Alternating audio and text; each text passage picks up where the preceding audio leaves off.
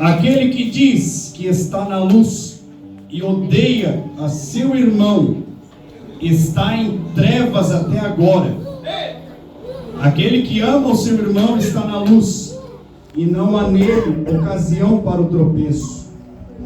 Mas aquele que odeia seu irmão está em trevas e anda em trevas e não sabe para onde vai, porque essas trevas lhe cegaram os olhos. Glória a Deus, aleluia. Podemos se assentar aí, irmãos. A palavra do Senhor nessa noite, ela vai dizer que se tu, irmão, odeia o teu irmão que está sentado do teu lado, que está na tua casa, e tu diz que tu ama a Deus, automaticamente a Bíblia vai dizer que tu é mentiroso. Porque como é que tu pode amar a Deus, que tu, tecnicamente a gente não vê, mas a gente sente a presença de Deus, e tu odeia teu irmão, que tu tá ali dia e noite, vendo ele, convivendo com ele? Já chegaram a parar para pensar o qual a gente é mentiroso muitas das vezes, dia e noite? E a palavra do Senhor, ela também vai dizer que quem está na luz não anda em trevas. Mas quem é a luz? Jesus chegou para os discípulos, para os fariseus, os escribas, e disse: eu sou a luz do mundo. Mas em 1 João, no capítulo 1, no verso 5, vai dizer que Deus é a luz. E mais para frente, no capítulo 2, no próprio 1 João, o verso 15, vai dizer bem assim, que nós não devemos amar o mundo nem as coisas que nele há. Tem que haver uma reconciliação do mundo, irmãos. Porque o que me chama a atenção, um dia, eu estava trabalhando, e chegou um companheiro, ele chegou, ele disse que estava ouvindo uma música de rock, e disse que a banda era satânica. Na hora eu fiquei meio ruim, falei para ele: cara, não escute isso aí porque não é de Deus, isso aí só traz coisa ruim para tua vida. Aí ele já começou a falar, disse que isso e aquilo. Aí eu falei: irmão, tu tem que negar o mundo, se tu quer seguir a Deus, se tu quer ter salvação, tu tem que negar o mundo. Mas ele me disse, naquele mesmo dia: não, tu não pode negar o mundo. Tu pode seguir a Deus, mas tu não pode negar o mundo. Aí nisso eu fiquei quieto, refleti bastante. E no capítulo 2, no verso 15, vai dizer que não ameis o mundo, nem as coisas que nele há. Pois se tu ama o mundo, o Pai que está lá no céu, Ele não vai estar contigo. Ele não vai estar contigo. A própria palavra vai nos dizer bem isso aí. E outra coisa que diz, as trevas. O que são as trevas, irmão, para você? Você já refletiu sobre as trevas? O que as trevas são na sua vida? É forte. É forte. As trevas é tudo que não é de Deus. É tudo que é ruim. Espírito maligno, imundo, de treva, demônios, potestade, principado. É forte. É forte. Assim como a gente aprende com Deus, a gente aprende com os nossos erros, dia e noite também, que a gente é falho, ninguém é perfeito, a gente tem que ser perfeito à vista do Senhor nosso Deus. E a gente pode aprender até com o próprio inimigo da gente, Satanás. Um exemplo, Satanás sabe o destino dele, ele sabe que ele perdeu. Quando Jesus foi morto na cruz e depois de 3 dias ressuscitou, Satanás sabe qual que é o destino dele, que é o lago de fogo eterno. Mas dia e noite ele está bradando como um leão. Ele está procurando devorar devorar você, devorar a sua família. Ele está dia e noite, ele não descansa, ele não cessa um minuto. E já pararam para refletir que às vezes a gente começa uma jornada e se a gente tropeça ou alguma coisinha dá errado, a gente já desiste no começo? já paramos para refletir sobre isso? É meio uma reflexão, é meio forte, irmãos, eu sei, mas é bom às vezes a gente refletir sobre isso, porque é chegada a hora, é chegado o tempo. Em breve, quando a gente menos espera, a trombeta vai soar, o céu vai se abrir, Jesus vai vir buscar a sua igreja. Ele vai vir buscar a sua igreja. Será que a gente vai estar preparado? Será que o seu irmão vai estar preparado? Será que o seu esposo, sua esposa, seu filho, neto, seus pais, mães, sei lá, será que a gente vai estar preparado?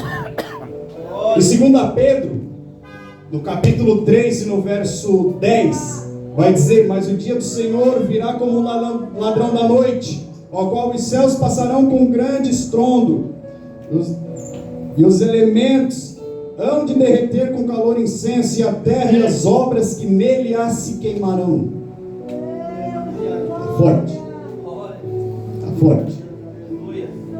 Irmãos, eu nunca trouxe a palavra do Senhor. É a primeira vez aqui trazendo a palavra do Senhor. O pastor tinha conversado comigo essa semana. Te agradeço desde já a oportunidade. Agradeço primeiramente a Deus pela minha vida, pela sua vida, pela vida de cada irmão que está aqui. Porque se tu está aqui é porque tu veio buscar a palavra de Deus. Tu veio buscar uma resposta de Deus para a sua vida. E eu fiquei de quarta-feira até hoje. Eu até estou nervoso aqui.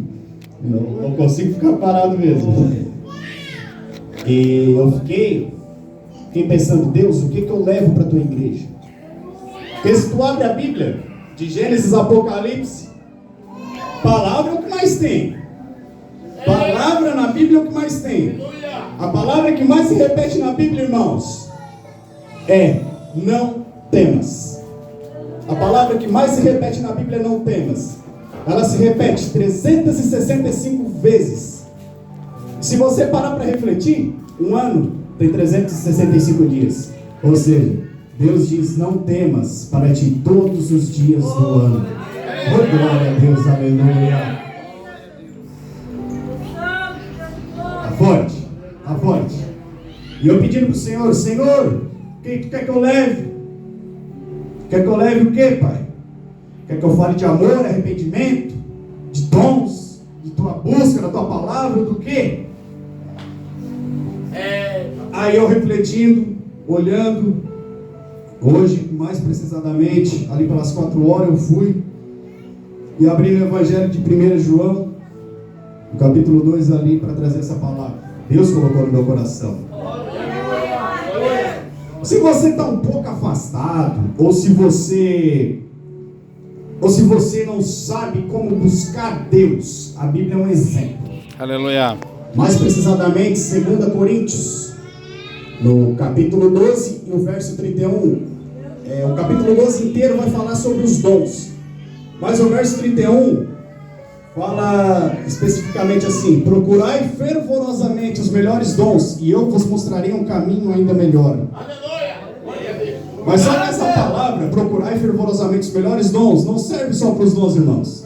Assim como às vezes tu procura um dom, ou procura alguma coisa do mundo, ou procura algo semelhante, a gente tem que procurar fervorosamente a presença de Deus na nossa vida. Ah, irmão, mas como é que a gente faz? Orando, jejuando, vigiando dia e noite. Se a gente vigiar 100%, a gente consegue orar, a gente consegue jejuar, e o mal não consegue prevalecer na minha e na sua vida, irmão. Glória a Deus, aleluia. Forte. Muitas das vezes, chegou até um certo tempo, muitas vezes quando eu ia nas igrejas, o pastor orava por mim e falava: tu tem um dom, irmão, tu tem um dom grande em ti, Deus tem um dom para ti. Só que eu ficava assim: mas que dom é esse? Ninguém fala o dom, fala que eu tenho dom. Que dom é esse? E é meio engraçado o agir de Deus na vida da gente, que chegou um certo tempo que eu estava lendo a palavra, Estava lá, 1 Coríntios, 2 Coríntios, Gálatas, Hebreus. E eu senti uma vontade de dizer, eu vou trazer a palavra de Deus aqui para minha casa. Vou falar para minha mãe aqui. Vamos começar. Que a gente começa a pregar mesmo em casa. Pregar para sua família para depois trazer para os irmãos. Aí eu estava lá, dom, ninguém falava de dom, eu perguntava, ninguém falava qual era esse dom. Até que eu fui falar para minha mãe. Só que daí no meu coração eu senti, fala de prova. Fala de prova. Assim, fala de prova. Aí eu peguei e falei, se eu te aplicar uma prova, isso foi para mim, mas vale para cada um de vocês. Se Deus aplica se é aplicado uma prova para vocês, uma prova escolar, um vestibular do Enem, e te dão as respostas, se eu pegar e te dar uma prova e te der as respostas, se torna fácil, tu não corre de atrás. Mas se eu te der uma prova, te mostrar o caminho que tu deve seguir, tu vai buscar e tu vai encontrar a resposta certa. Assim é a presença de Deus na nossa vida, assim é com os dons de Deus na nossa vida, irmãos. Tá forte? Forte. E chegou o dia e eu contando, conversando, levando a palavra de Deus para minha mãe, minha família.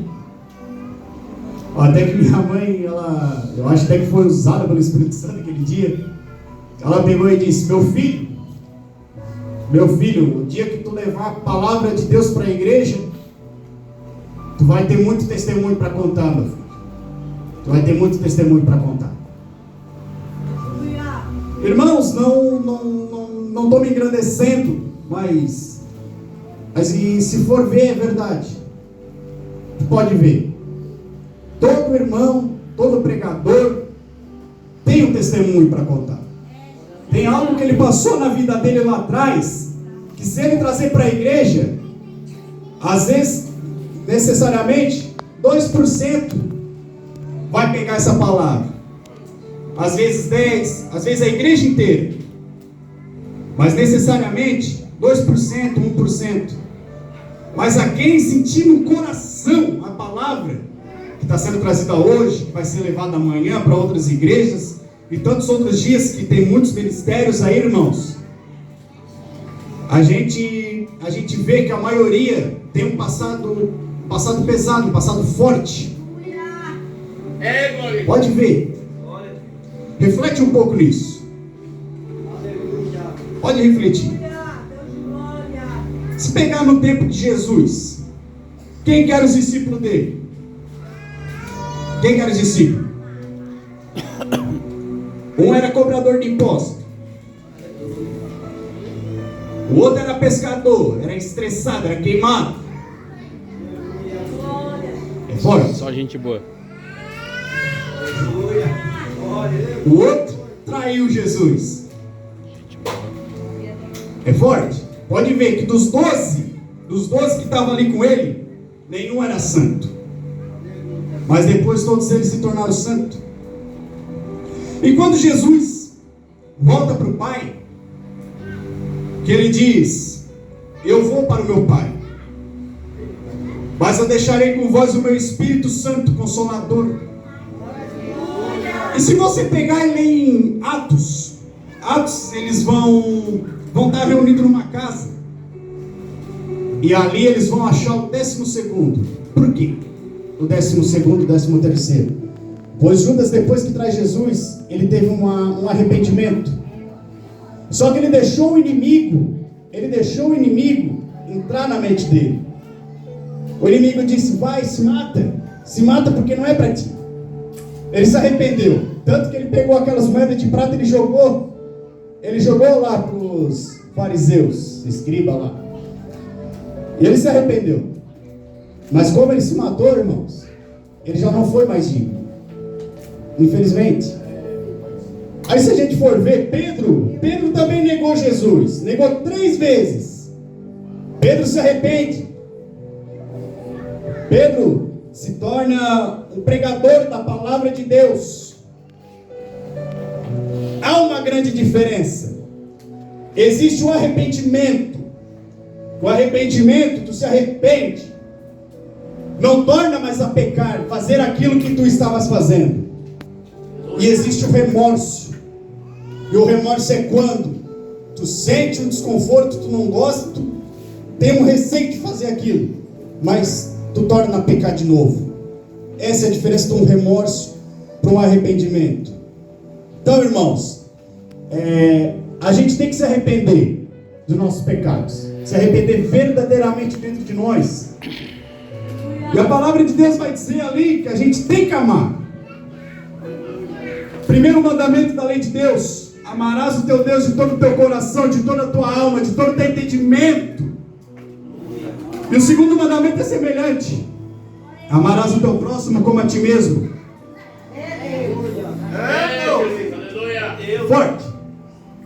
Como é que tu vai? Vamos botar um exemplo.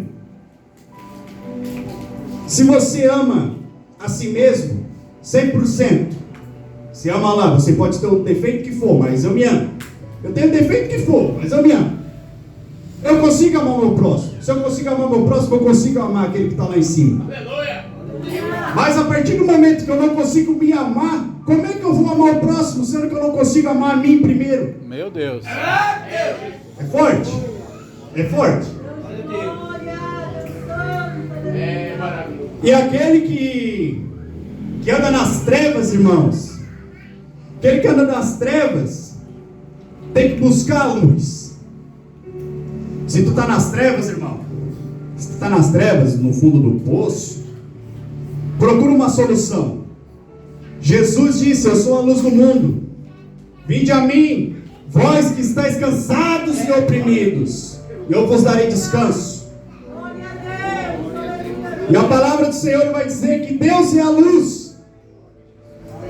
E quem anda na luz não anda nas trevas. Quem anda na luz não anda nas trevas, irmão. Quando a palavra do Senhor vai dizer que a gente tem que rejeitar o mundo, rejeitar a carne, tem uma passagem, eu não me lembro o livro, não me lembro o capítulo e o versículo, mas vai dizer: pode alguém amar a dois senhores ou servir? Porque um vai ter ciúme do outro. Não tem como você servir a dois senhores. Tu não pode servir ao mundo, não pode servir a Deus. Porque como é que tu vai servir a Deus e vai servir o mundo, irmão? É forte. É forte. Portanto, a gente tem que vigiar. Orai sem cessar. A oração é sem cessar. Melhor oração é de joelhos. Tem vários tipos de oração: em pé, deitado. Mas a que é mais humilhante para Deus é a de joelhos. Pois é onde você se prostra, se humilha diante da presença de Deus. Quando tu estiver em casa sozinho, entra no teu leito, tranca o teu quarto e clama: Senhor, entra na minha casa, porque eu preciso de Ti. Eu preciso de Ti, meu Pai. O que seria da gente, irmãos, se Deus não enviasse Jesus para nos salvar, para morrer pelos nossos pecados? O que seria da gente? Já paramos para refletir sobre isso? É forte. É forte. Porque no Antigo Testamento, o Antigo Testamento vai dizer que não tinha um arrependimento. De ano em ano, ia um sacerdote, acho que era, ia lá e acendia incenso para orar pelos pecados, para orar pelo povo. Só que daí Deus é tão misericordioso com a gente, Ele amou tanto o mundo que Ele deu seu Filho unigênito para nos salvar, para nós ter salvação, para nós morar com Ele no paraíso, que nos foi preparado desde o princípio, desde o início da fundação do mundo. Glória a Deus. Aleluia. Se você pegar e ler os 4 evangelhos, Mateus, Marcos, João e Lucas, cada um vai trazer algo diferente da parte do Senhor. Mas em específico, Lucas, ele vai dizer que quando Jesus ia chegar perto de alguém que estava possesso de demônios, ou o povo mesmo trazia, a palavra de Deus vai dizer que os próprios demônios, eles prostravam e adoravam Jesus, e diziam: que temos nós contigo, Jesus, Filho do Deus Altíssimo. É uma reflexão, irmãos, porque se até os demônios se prostram e adoram Jesus, por que muitos da gente, às vezes a gente não está adorando, não está prostrando? É forte.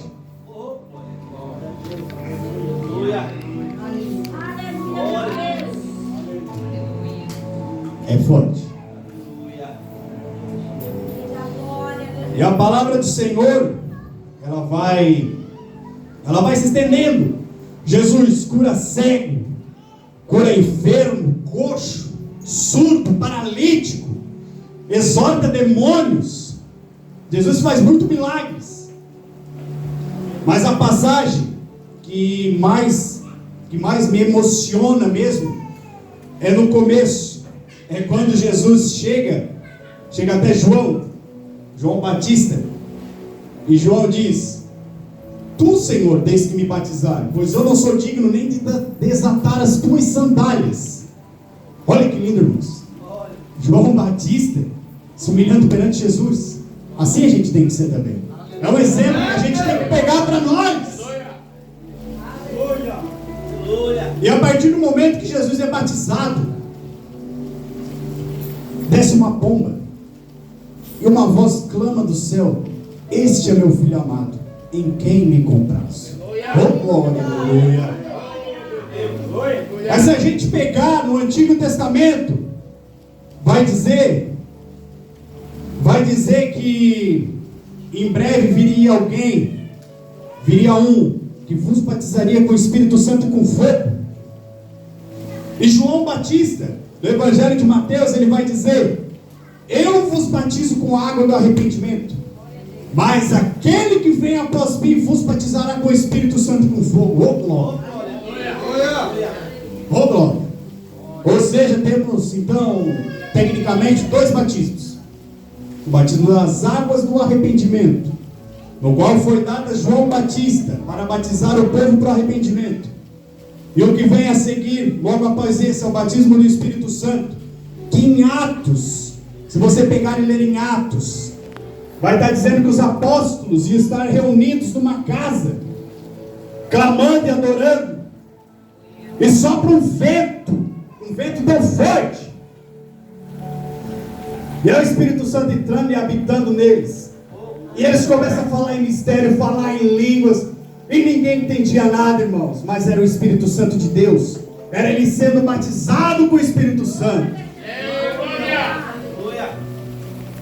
E ali, se você pegar em Atos, Romanos, Hebreus, Filipenses, Colossenses, Coríntios, se você pegar, vai falar a passagem de cada um, e cada livro é uma mensagem mais bonita. É uma mensagem mais bonita que a outra. É uma passagem mais forte, mais bela. Paulo, se você ver, ele escreveu mais de 60% do Novo Testamento. Tem uma passagem muito interessante que Paulo vai dizer: vocês têm que ser semelhante a mim, que sou adorador verdadeiro de Cristo. Sede semelhante a eu, igual eu sou semelhante a Cristo. Pois Cristo é minha cabeça, eu sou a cabeça de Cristo. É forte. É forte.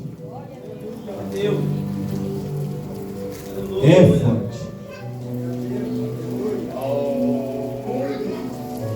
Quer ver, irmãos? Olha como Deus é misericordioso. A primeira carta de Paulo, lá no capítulo 2, e o verso 9 vai dizer: mas vós sois uma geração escolhida, um sacerdócio real, uma nação santa, um povo peculiar, para que anuncieis os louvores daquele que vos chamou das trevas para a sua maravilhosa luz. Oh, glória! Oh, glória! Deus te tira hoje das trevas, te tira hoje do fundo do poço. Deus está te dando vitória, está te dando uma chance.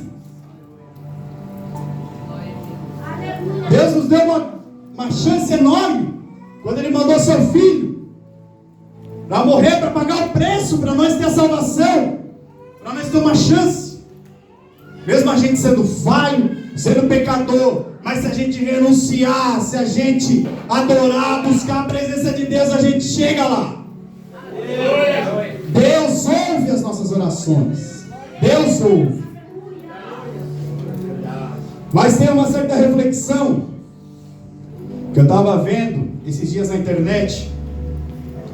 Uma moça chegou para um cara e perguntou: eu clamo a Deus, estou passando por uma dificuldade, eu busco, eu chamo, mas Deus não fala comigo. Mas o varão chega para ela e fala: quando você está numa prova escolar, o aplicador da prova ele vai ficar em silêncio. Assim é Deus com a gente. Se tu está passando pela prova, Deus pode não estar falando contigo, mas Ele está te ouvindo, Ele está te guardando, Ele está te cuidando, irmãos. Essa é uma baita, uma reflexão para a nossa vida. Glória a Deus, aleluia. Olha que forte que a palavra de Deus fala em Tiago, no capítulo 1, verso 22, a religião pura e imaculada diante de Deus e Pai é esta: visitar os órfãos e as viúvas das suas tribulações e manter-se sem manchas do mundo. Essa é a verdadeira religião para Deus. Muitos vão pegar e vão dizer: ah, mas tem a religião tal. Religião não vai te salvar. Religião é o que está dizendo a palavra. A palavra de Deus acabou de falar. Quer visitar os órfãos e as viúvas nas suas tribulações, sem manchas no mundo. O que importa para Deus é o teu coração, a tua oração, o teu clamor. É tu buscar Ele com verdade, sinceridade. É tu perdoar.